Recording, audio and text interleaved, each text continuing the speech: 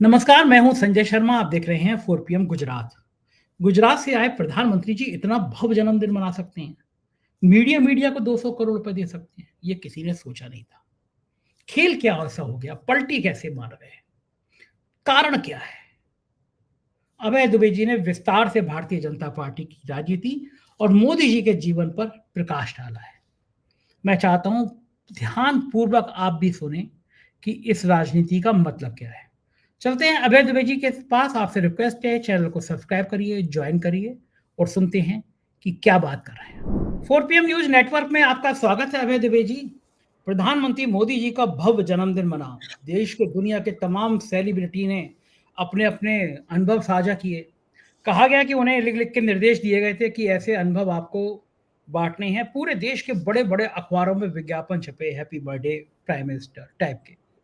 शायद करोड़ों अरबों रुपए खर्च हुए होंगे। मुझसे एक जने ने कहा कि कैसे कोई 200 करोड़ 200 करोड़ 200 करोड़ 200 करोड़ रुपए हैप्पी मेरा बर्थडे मैंने आज हिसाब लगाया है दिन में 200 करोड़। बाप। और उसका मैं अभी बता देता हूं आपको। टाइम्स ऑफ इंडिया में आज सवेरे जब मैंने टाइम्स ऑफ इंडिया खोला तो उसमें 16 पेज विज्ञापन था। बाप रे बाप। 16 फुल पेज। और टाइम्स ऑफ इंडिया का 1 स्क्वायर सेंटीमीटर का रेट 5,000 से 6,000 रुपए होता है। और एक पेज का स्क्वायर मीटर मैंने नापा, जो मुझे पता था पहले से। तो एक पेज अगर ब्लैक एंड व्हाइट में अंदर छपता है तो 1 करोड़ रुपया लगता है करीबन। उसमें 80 लाख से 1 करोड़ रुपया लगता है। अगर बैक पेज पे छपता है या कलर पेज पे छपता है तो और ज्यादा 2 गुना 2.5 गुना पैसा लगता है। तो कम से कम आप देखिए 16 से 20 करोड़ रुपया तो केवल टाइम्स ऑफ इंडिया को पेमेंट किया हुआ है विज्ञापन का। चलिए अब आप आगे बोलिए। मैं ये जानना चाहता हूँ कि आपने बधाई दी या नहीं दी प्रधानमंत्री जी को? मतलब इतना जन्मदिन था तो आपकी तरफ से प्रधानमंत्री जी को बधाई। मैं तो सहृदय व्यक्ति मानता हूं अपने आप को, और मेरी शुभकामनाएं उनके साथ भी हैं और सब लोगों के साथ मेरी शुभकामनाएं रहती है। उनका जन्मदिन है, वो स्वस्थ रहे, मेरी शुभकामनाएं उनके साथ हैं। और मेरे ख्याल से आप भी सहृदय व्यक्ति हैं, आपने भी शुभकामनाएं दी होंगी।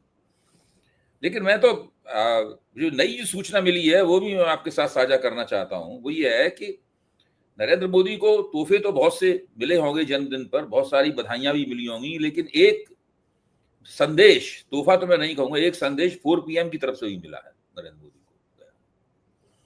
को। और वो संदेश ये है कि 4 PM इस वक्त देश के जो सोशल मीडिया प्लेटफॉर्म है, सोशल मीडिया पॉलिटिकल एनालिसिस का जो पॉलिटिकल न्यूज के प्लेटफॉर्म है, उसमें इस वक्त सबसे आगे है। और स्थिति यह है कि उसके और उसके बाद में जो प्लेटफॉर्म है उसके बीच में 10% का फर्क है। 10% का फर्क। यानी आपका जो निकटतम प्रतिद्वंदी है उसको आपकी बैकलाइट भी नहीं दिखाई पड़ रही है। मतलब ये हालत है। तो और 4 PM को आखिरकार ये जो मकबूलियत मिली सारे देश में सोशल मीडिया के दर्शकों के बीच में, वो क्यों मिली? वो इसलिए मिली क्योंकि 4 PM आज जो सरकारी निजाम है जिसके शीर्ष पर नरेंद्र मोदी हैं, भारतीय जनता पार्टी है और नेशनल डेमोक्रेटिक अलायंस है, उसकी आप लोग सकारात्मक, बुद्धिमानीपूर्ण, गंभीर और तथ्यपरक आलोचना करते हैं और उसको करने से डरते नहीं है किसी तरह से। आपके चैनल को बंद कराने की भी कोशिश की इस सरकार ने। आप सुप्रीम कोर्ट तक लड़े और इससे पहले कि सुप्रीम कोर्ट उस पर विचार कर पाता, सरकार ने डर के मारे वो चैनल खोल दिया। वो भी जो जीत है आपकी, वो ऐतिहासिक जीत है। देखिए, इस जीत से भी आपको बहुत बड़ा उछाल मिला होगा, ऐसा मैं मानता हूं।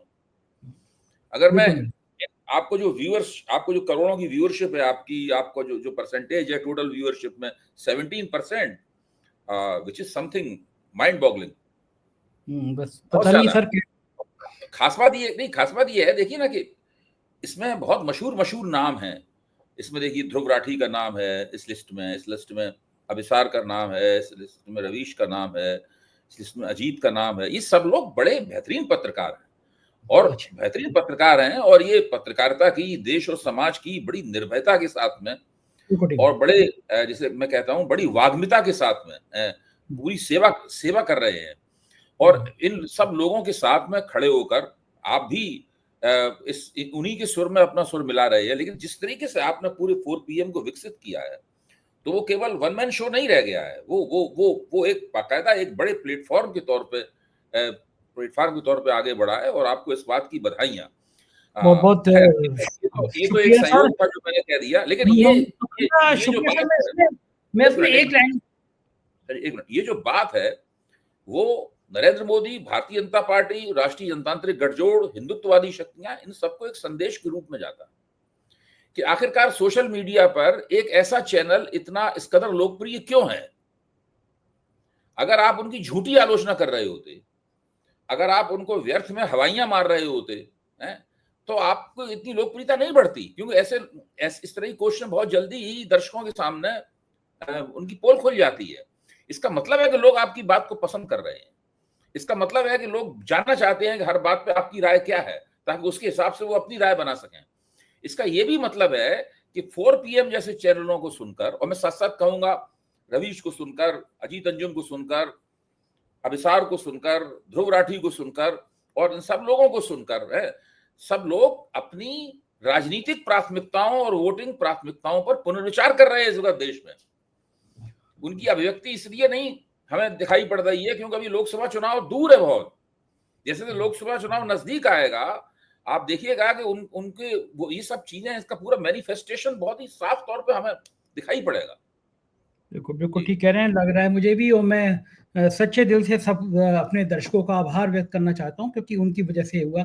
मेरी टीम ने, जब मैंने देखा नहीं था सुबह, मेरी टीम ने बताया कि आपके 29.5 करोड़ के से ज्यादा व्यू हमारे यहाँ, और नंबर 2 के और हमारे बीच में 17 बहुत बड़ा करोड़ नंबर है, 29.5 करोड़ संजय जी, बहुत बड़ा नंबर होता है। और नंबर 2 से और नंबर 1 के बीच में 17 करोड़ व्यू का अंतर, तो मुझे भी यकीन और नहीं। असल में होता ये है कि जब आप एक पायदान पे पहुंच जाते हैं, फिर आपके सामने चुनौती होती है कि आप उस पायदान पे बने कैसे रहें, हाँ, उससे और 1.5 साल ऊपर वाले पायदान पे कैसे पहुंचे। तो इससे चुनौतियां आपके लिए भी बहुत कड़ी चुनौती है अभी। बिल्कुल ठीक बात है, और सबका प्यार है बना रहा। मूल मुद्दे पे आता हूँ सर। आपने बताया कि 200 करोड़ के आसपास केवल विज्ञापनों पे खर्च हो गया, बाकी संदेश अलग है। जिस देश में 80 करोड़ की जनता को 2 वक्त का राशन दिया जाता है, अगर ना दिया जाए तो वो सड़क पे आ जाए, भूख से प्राण तोड़ दे। जिस देश में आज़ादी के बाद शायद सबसे ज़्यादा बेरोजगार की दर हो गई, जिस देश में मध्यम वर्गीय परिवारों की कमर टूट गई है महंगाई से, जिस देश में आदमी को अस्पताल नहीं है, अस्पताल है, दवाई नहीं है, डॉक्टर नहीं है, उन व्यवस्थाओं से जूझना पड़ रहा है। वहाँ पे प्रधानमंत्री जी के जन्मदिन पर 200 करोड़ केवल मीडिया पे खर्च हो जाए। क्या लगता है ये बिल्कुल एक राजा का, भव्य राजा का आयोजन होगा, और जनता इस आयोजन को कैसे भव्यता से देख रही होगी, या सोच रही होगी कि एक हमारे ऐसे प्रधानमंत्री भी थे लाल बहादुर शास्त्री जैसे, जिनकी ईमानदारी, जिनकी सादगी की चर्चा आज भी होती है। इस गरीब देश में क्या इतना इतना बड़ा सैकड़ों करोड़ रुपया इस तरह आयोजन पे खर्च करना अभय जी, क्या आपको लगता है कि कहीं ना कहीं देश की 80 करोड़ वो जो दो लोग हैं जिनको 2 वक्त का राशन दिया जा रहा है, उनके दिल पर क्या गुजर रही होगी कि आज राजा का जन्मदिन और 200 करोड़ रुपया खर्च? संजय जी, अगर मैं आपको अपना अवलोकन बताऊं, मेरा ऑब्जर्वेशन ये है कि देश की जनता को इस तमाशे में कोई दिलचस्पी नहीं। मैं आपको बताऊं, अगर आप हिंदुस्तान में, आप बाहर निकलिए अपने घर से और बाजार में साधारण लोगों से पूछिए, उनसे पूछिए कि आज मोदी, आज की सबसे प्रमुख घटना क्या है। उसमें से 100 में शायद 1 या 2 व्यक्ति ही बता पाएंगे कि आज नरेंद्र मोदी का जन्मदिन है। हम लोग मीडिया की दुनिया में रहते हैं, और जिन टीवी चैनलों पे उनका ढोल मजीरे लेके उनकी विरुद्धावलियां गाई जा रही हैं, उन टीवी चैनलों को देखने वाले लोगों की संख्या भी गिरती जा रही है। अगर उनकी संख्या नहीं गिरती तो आपकी बढ़ती कैसे? ठीक बात है, लोग वही देख रहे हो। सोशल मीडिया में शुरुआत में तो वहीं से तो लोग आते हैं, फिर यहाँ के लोग भी और जुड़ते हैं, तो आपकी जो बढ़ रही है इसका पहला सबूत ये है कि उनकी गिर रही है। ऐसा थोड़ा ना हो सकता है कि दोनों की बढ़ती चली जाएगी। तो वहां पे तो बहुत ज्यादा गिर रही है संख्या, धीरे धीरे करके। हम जाने कितने लोग मुझे मिलते हैं, कहते हैं साहब हम लोग तो वहां देखते ही नहीं। वहां पे पहले क्या होता था, सोशल मीडिया नहीं था, तो मान लो किसी दिन मैं कम टीवी चैनलों पे आया तो लोग पूछते थे आजकल आप आ नहीं रहे, आजकल आप कम आ रहे हैं, ये पूछते थे लोग। आजकल कोई नहीं पूछता ये। हाँ। जबकि मैं सोशल मीडिया पे ज्यादा हूं, अभी एबीपी चैनल से अभी आ रहा हूं चर्चा करके संदीप चौधरी के प्रोग्राम में, कई और चैनलों पे भी जाता हूं, लेकिन अब लोग ये नहीं पूछते कि आप टीवी चैनलों पर कमा रहे, क्यों लोग मुझे देख लेते हैं, सोशल मीडिया पे देख लेते हैं। तो बिल्कुल परिस्थितियां बदल गई हैं, माहौल बदल गया है। सोशल मीडिया जो है वो राजनीतिक प्राथमिकताओं को तय कर रहा है, देश की जनता के राजनीतिक दिमाग को तय कर रहा है सोशल मीडिया। ऐसी स्थिति में मुझे नहीं लगता है, सोशल मीडिया पर तो देखिए मोदी जी के जन्मदिन का कोई जश्न हो नहीं रहा है, दरअसल जश्न सोशल मीडिया पर तो कुछ और चल रहा है। सोशल मीडिया पर राष्ट्रीय बेरोजगार दिवस मनाया जा रहा है। सोशल ट्रेंड कर मीडिया रहे पर राष्ट्रीय जुमला दिवस मनाया जा रहा है सोशल मीडिया पर। सोशल मीडिया की तो हालत ये है। और वहां पे मोदी जी की अभी से क्या पर 2-3 दिन से चल रहे हैं बड़े बड़े प्रोग्राम उसके ऊपर। और अखबारों में चूंकि इस तरह की विरुद्धावली गाई नहीं जा सकती, अखबारों का ढांचा दूसरी तरह का होता है, तो वहां पे विज्ञापन दे दिए करोड़ों करोड़ों रुपए के। अच्छा, आप क्या समझते हैं अखबार पढ़ने वाला पाठक इतना बेवकूफ है कि उन विज्ञापनों को पढ़ेगा? सही बात है।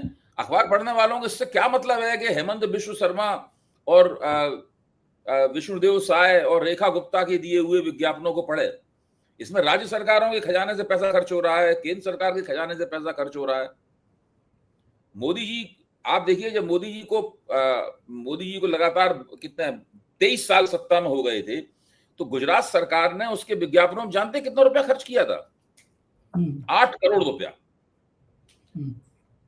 अब वो 8 करोड़ रुपया कितना कम लग रहा है आज के जमाने में? सही बात है। 200 करोड़ रुपए हैप्पी बर्थडे, ठीक बात है। मुद्दे जनता से अलग किए जा रहे हैं। हिंदू मुसलमान का झगड़ा, अब वो मोदी जी कह रहे हैं, अमित शाह जी कह रहे हैं कि राहुल बाबा घुसपैठियों की पैरवी कर रहे हैं। 11 साल से हुकूमत देश में, घुसपैठिए तो केंद्र सरकार का काम है ना, कि वहां पे बॉर्डर सिक्योरिटी फोर्स होती है, घुसपैठिए आ कहां से जाएंगे? और वो मुद्दा बना रहे हैं। असम ने सरकार ने एक विवादास्पद एआई का विज्ञापन जारी किया है, जिसमें समुदाय विशेष को अलग अलग तरीकों से परिभाषित किया है। तो क्या ये जानबूझ के इस तरह की बातें होती हैं कि लोगों का ध्यान बेरोजगारी से, महंगाई से, गरीबी से अलग हटके फोकस हो जाए एक समुदाय विशेष के प्रति नफरत का? और ये माहौल की पैदा करने की जो वितृष्णा है, लोगों में गुस्सा है, उसी का कारण है कि लोग समझ रहे हैं कि अब मुख्य मुद्दे आप बात नहीं करते, मुद्दे कहीं और ले जाते हैं। संजय जी, मैं अपने आप से भी ये सवाल पूछता हूं और आपसे भी ये सवाल पूछ रहा हूं कि घुसपैठिए है कहां? अगर ये देश में घुसपैठियों का बहुत बड़ा खतरा होता तो पिछले 11 साल में इस सरकार ने घुसपैठियों को शिनाख्त करके उनकी इस देश की सीमाओं से बाहर निकाला होता ना। ठीक बात है। तो कुल कितने घुसपैठिए आज तक निकाले गए इस देश की सीमाओं से बाहर? 11 साल में पूछ रहा हूं मैं आपको। कितने निकाले गए आप बताइए? कोई संख्या नहीं, कहीं कोई रिकॉर्ड नहीं। बमुश्किल तमाम 5 से 7 हजार घुसपैठिए ही निकाले गए हैं पूरे 11 साल में। इससे पहले जब यूपीए की सरकार थी मनमोहन सिंह के नेतृत्व में, तब कितने घुसपैठिए निकाले गए थे? 95,000, 95,000। और 2017 में तो निकाले गए घुसपैठियों की संख्या केवल 51 थी, 51। अभी बिहार में एसआईआर कर रहे हैं, इसके ऊपर इतना हंगामा मचा हुआ है, विपक्ष बहुत विरोध कर रहा है, वोटर अधिकार यात्रा उसके ऊपर हुई। अभी उत्तर प्रदेश में भी एसआईआर के खिलाफ वोटर अधिकार यात्रा होगी। तो उसका जो अभी तक का जितना दौर गुजरा है एसआईआर का, उसमें कितने घुसपैठिए कितने घुसपैठियों को उन्होंने शिनाख्त की? सही बात, डबल जीरो। बिल्कुल ठीक। अच्छा, तो इसीलिए मैं कह रहा हूं घुसपैठिए हैं कहां? घुसपैठिए कहीं नहीं है, वो केवल भाजपा की पॉलिटिकल स्ट्रेटजी में है। वो भाजपा की राजनीतिक रणनीति में घुसपैठिए हैं। और सारे देश में ना एसआईआर करनी है, तो एसआईआर का कीवर्ड क्या है? घुसपैठिया। ये एसआईआर का कीवर्ड है, घुसपैठिया। घुसपैठिया दिखे ना दिखे, आप कितने भी आंकड़े देते रहिए, आप कहते रहिए घुसपैठिया कहीं है ही नहीं, मिल ही नहीं रहा है घुसपैठिया। और अभी तो लेकिन वो उससे कोई मतलब नहीं है। अमित शाह बिहार जाएंगे, घुसपैठियों के खिलाफ भाषण देंगे। मोदी बिहार जाएंगे, घुसपैठियों के खिलाफ भाषण देंगे। वहां पे हेमंत बिश्व शर्मा घुसपैठिया घुसपैठिया चिल्ला रहे हैं असम से। सब जगह घुसपैठिए घुसपैठिए हो रहा है भाजपा की तरफ से।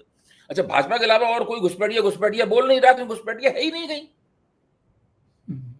अगर इतने घुसपैठिए देश में हैं, चारों तरफ से घुसपैठिए उमड़े आ रहे हैं, तो कम से कम आपने अभी तक 25-30 लाख या एक आध करोड़ घुसपैठिया पकड़ लेना चाहिए था। आधे से ज्यादा उसमें जेलों में या कैंपों में बंद कर देना चाहिए थे, या बाकियों को सीमा से बाहर ढकेल देना चाहिए था घुसपैठियों को। वो तो कुछ हुआ नहीं।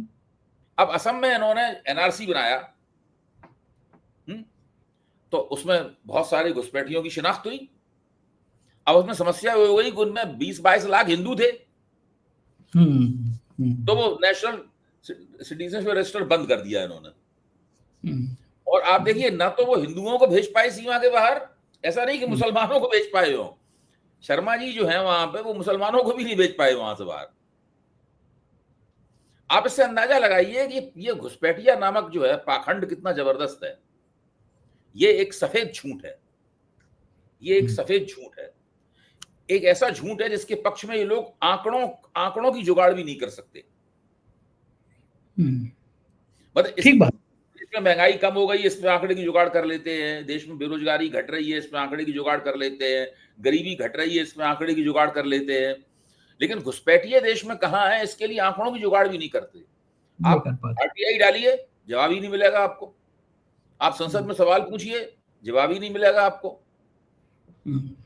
घुसपैठिए कहीं नहीं है, केवल बीजेपी की राजनीतिक रणनीति में घुसपैठिए है, फायदा मिलता है। ये एक दीर्घकालीन रणनीति है।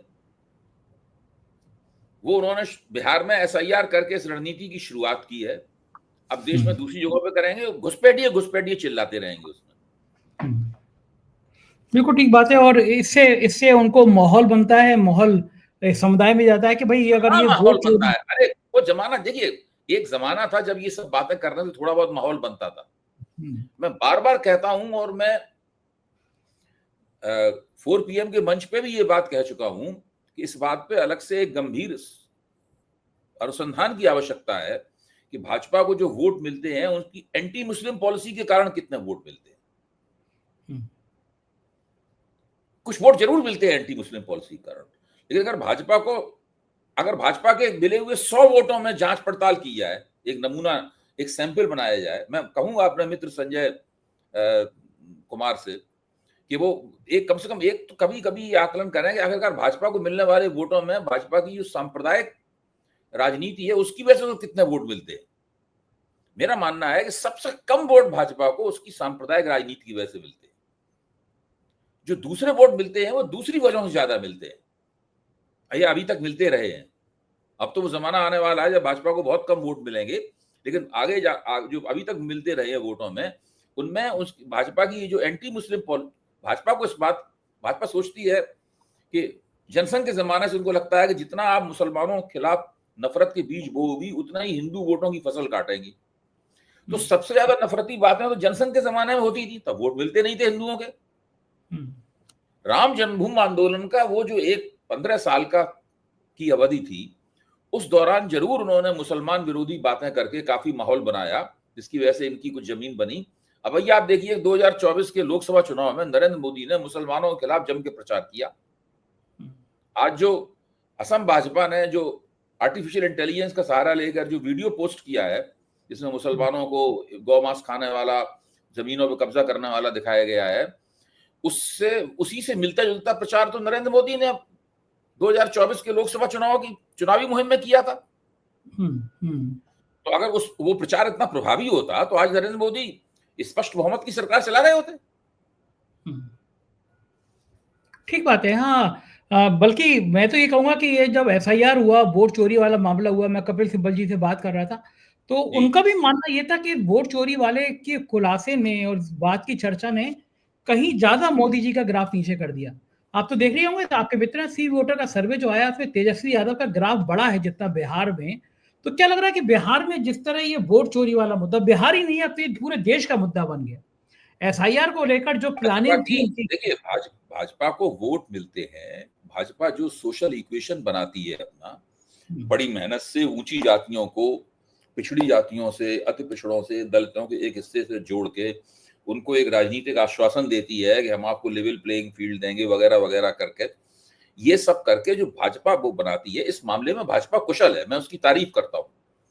और इस बात को भाजपा लगातार करती रहती है, और भाजपा खुद इस मुगालते में रहती है कि उसको वोट इस वजह से नहीं वोट मिल रहे उसको एंटी मुसलमान विरोधी बातें करने से, मुसलमानों को गरियाने से, मुसलमानों के खिलाफ नफरत फैलाने से, उनका राक्षसीकरण करने से भाजपा को वोट मिल रहे हैं। भाजपा को वोट उस वजह से नहीं मिल रहे हैं तो बहुत कम मिल रहे हैं। भाजपा की राजनीति के जो दूसरे पहलू है उनकी वजह से उसको भाजपा को वोट मिलते हैं। हाँ, ये सामाजिक समीकरण भी उसमें एक बड़ा मुद्दा है, लेकिन बड़ा सवाल है इस मामले में। देखिए होता क्या है कि जो जो पिछड़ी जातियों की पार्टियां हैं उनको ऊंची जातियों के वोट नहीं मिलते, जो दलित जातियां हैं उनको मजबूत जो पिछड़े वर्ग के समुदाय के वोट हैं उनको नहीं मिलते और ऊंची जातियों के वोट नहीं मिलते।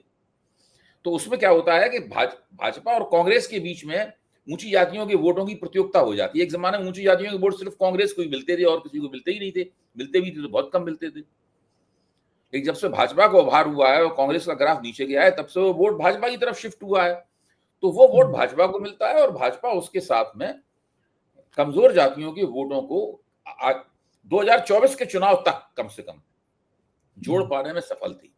अगर 2024 के चुनाव में उसने जोड़ लिए होते तो यूपी में इतनी बुरी नहीं हारती फिर वो। हाँ, अगर समीकरण बन गए होते। लेकिन मुझे लग रहा है कि 17 सितंबर को लोग इंतजार कर रहे थे कि प्रधानमंत्री जी अब कहेंगे मेरे वानप्रस्थ की उम्र हो गई, अब मैं आडवाणी जी और मुरली मनोहर जोशी के संग बैठ के शाम की चाय पीना पसंद करूंगा, क्योंकि मैंने ही बनाया था कि भाई जो 75 साल का होगा वो उधर चला जाएगा, परामर्शदाती मंडल में चला जाएगा, संरक्षणदाता हो जाएगा। लेकिन प्रधानमंत्री ने इतना बड़ा भव, शाहरुख खान से लेकर बाकी फिल्म एक्टर एक्ट्रेस सब प्रधानमंत्री जी को बधाइयां देते देते अपने वीडियो साझा कर रहे हैं। ये भव्य जो आयोजन था, जो एक बार अमेरिका में हाउडी मोदी मोदी मोदी के नारे लगाए गए थे, ये उससे कुछ मिलता जुलता था कि अपना फ्रेम इतना बड़ा कर दो कि कोई आदमी समझ ना पाए, सोच ना पाए, हिम्मत ना कर पाए कि प्रधानमंत्री जी से कहे कि अब आपने नियम बनाया था, 75 साल पूरे हो गए, आप भी आइएगा। देखिए संजय जी, 11 साल में ये पहली बार है कि नरेंद्र मोदी अपने जन्मदिन को इस तरह मना रहे हैं। जन्मदिन तो उनके 11 साल में पहले भी आते थे, लेकिन कभी नरेंद्र मोदी कहते थे कि हमारे जन्मदिन पे कोई शोर शराबा ना किया जाए, हम तो सीमा पे जवानों के साथ अपना जन्मदिन मनाएंगे, या दिवाली उनके साथ मनाएंगे, होली उनके साथ मनाएंगे, इस तरह नरेंद्र मोदी करते थे। इस बार क्यों इतना कर रहे हैं? इस बार इसलिए कर रहे हैं क्योंकि पहले से बात चल गई थी कि इनको जन्मदिन के दिन इनका इस्तीफा हो जाएगा, या इस्तीफे की घोषणा हो जाएगी, जन्मदिन इस्तीफा घोषणा दिवस बन जाएगा। इसलिए उस माहौल को काटने के लिए उन्होंने इतना लंबा प्रपंच तैयार किया है, जिसमें नकली बधाइयां दी जा रही हैं, 200 करोड़ तो विज्ञापनों में ही फूंक दिए गए वगैरह वगैरह। ये सब इसलिए हो रहा है। अगर ये सब नहीं होती तो इस बार भी जन्मदिन, जब नेता मजबूत महसूस करता है तो जन्मदिन पर ज्यादा शोर शराबा नहीं करता। जो नेता मजबूत महसूस करता है वो अपने आप को उदार दिखाता है। जब नेता कमजोर महसूस करता है तो वो भोंडे तरीके से जन्मदिन मनाता है, अपने ऐसा ही मनाया जा रहा है। ये है उसका कारण। तो आपको लगता है ये कोई डर है, छुपा हुआ डर है जो इतना परेशान कर रहा है, इतना मजबूर कर रहा है? भाई, जो मोहन भागवत ने कह दिया कि ना मैं 75 पे दूंगा इस्तीफा, ना मैंने किसी से कहा देने के लिए इस्तीफा, तो इससे ये गारंटी मिल गई कि 2025 का जन्मदिन तो मोदी जी प्रधानमंत्री के तौर पर बनाएंगे, लेकिन 2026 का भी प्रधानमंत्री के तौर पर बनाएंगे, इसकी कोई गारंटी नहीं मिली है। इसकी कोई गारंटी नहीं। तो उससे पहले अपने आप को इतना मजबूत, इतना भव्य दिखा दो। इससे थोड़ा ना मजबूत भव्य होता है। मजबूत भव्य तो इस बात से होता है कि जनता में आप बिहार का चुनाव कैसे जीत पाएंगे, जनता आपका लोकप्रियता का ग्राफ अगर बढ़ रहा है तो उससे आपको मजबूती और भव्यता प्राप्त होती है। तो वो देखिए, सोचिए आप जरा इस बात के ऊपर। नरेंद्र मोदी ने 2024 का चुनाव, लोकसभा के चुनाव में पिछड़ जाने के बाद महाराष्ट्र और हरियाणा के 2 शानदार चुनाव जीते बीजेपी ने, जो कांग्रेस को जीतने चाहिए थे, बीजेपी ने जीत लिए। इसके बावजूद नरेंद्र मोदी की लोकप्रियता में कितना इजाफा हुआ बताइए? 3%। इतने बड़े चुनाव जीतने के बाद उनकी लोकप्रियता में केवल 3% का इजाफा हुआ। ये इस बात का सबूत है कि मोदी जी इस तरह के चुनाव, विधानसभा के चुनाव जीतने से मोदी जी की लोकप्रियता नहीं बढ़ती। अगर ये सोचिए, हार जाते अगर कहीं हरियाणा और महाराष्ट्र के चुनाव, तो लोकप्रियता कहाँ चली जाती उनकी? सही बात है, सब खत्म हो जाती है। तो देखिए, माहौल, वक्त इनके साथ नहीं है, इसीलिए तो मैं कह रहा हूँ। सुना आपने, ये थे अभय द्विवेदी। आप भी सहमत होंगे उनकी बात से। सहमत हो 4PM गुजरात को अपना प्यार बनाए रखिएगा। शुक्रिया, थैंक यू।